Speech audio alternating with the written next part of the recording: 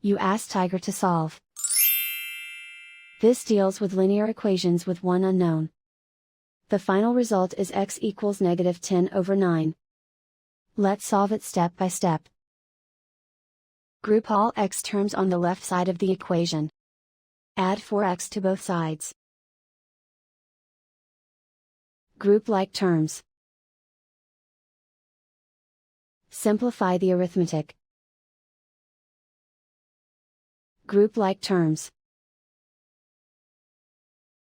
Simplify the arithmetic. Group all constants on the right side of the equation. Subtract 5 from both sides. Simplify the arithmetic.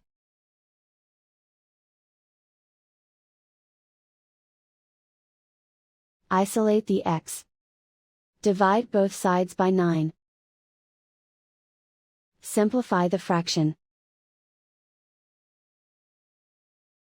And so the final result is x equals -10/9.